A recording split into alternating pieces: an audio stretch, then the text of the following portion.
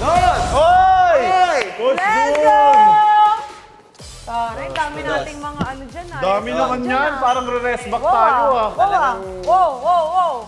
Lulupitan natin tong pang-finals natin. Tapos, meron tayong kasama na si Coach Keith. Isa sa pinakamalupit na kagrupo ko sa Legit Status. Kasama ko rin siya bumuo ng piyesa, lalo na sa mga secret na hindi namin pwedeng sasabihin. Congrats natin sila kasi ang coach natin World champion lang naman. World Gold champion. medalist. Legit Status. Hello. Shout out. Oo. Sa dami naming concept na iniisip, parang palayo na kami ng palayo at nagkabuhol-buhol na kung saan kami pupunta. Naisipan namin ni Faith na bakit hindi na lang natin idikit yung concept sa mismong kung sino tayo. Oh, like sa ako, buhay namin. galing ako sa streets, sa talagang yung mga kalsada, doon ako natutong sumayaw, doon ako namulat kung ano yung buhay. Si Faith. Ako, all the way from San Andres, Bukid, Manila, Onyx Street represents! Kailangan nyo siyang abangan kasi talagang matutusok yung puso nyo. Lalo na kung katulad din namin kayo na nangangarap na galing din sa streets na may malayong gustong marating. Para sa inyong lahat. Yeah! Let's go! Ready na! Slide and Ha. step, ikot, boom! Oy! Boom! Pa! Ikot. Nice. Ta! Ha! And slow. Yan, moment mo yan dapat.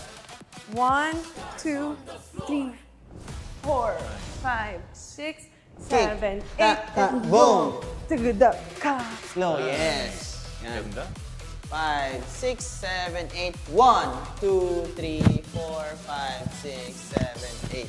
1, 2, 3, 4. O, baba yan ah. Ang baba ng sakit. 6, 7, 8. 1, 2, 3. Recover. 5, 6, 7, 8. 1, 2, and 3, 4, 5, 6, 7, 8. Okay? So yung pinaka magdadala talaga dito guys is kung gaano kahirap yung level ng difficulty ng piyesa na to. Ngayon nyo lang siya mapapanood sa Stars on the Floor na hindi siya umaasa sa palaging Harness. sabay-sabay lang. Walang harness. So kakaiba talaga to and sobrang respect sa katapangan nila na gawin yung ganito ka dangerous na type ng routine. Pwede ba nating sabihin yung ano natin? O hindi? Pwede siguro. Pwede natin sabihin. So basically, yung dance prod na binuo po namin, it's called No Risk, No Reward.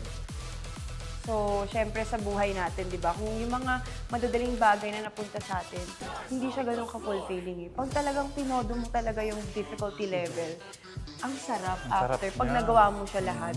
Like kung ano man mangyari, Basta sasaluin na lang ako. Oo, nandito naman ako sobrang sa kasi doon fulfilling nandiyan dun din sa eh. pakiramdam na kung ano man maging resulta, basta nagawa nila yung best nila and na-push nila yung sarili nila kung gaano sila kagaling kahapon or last episode. Sobrang tinaas pa nila yung level nila ngayon. Stars on the floor!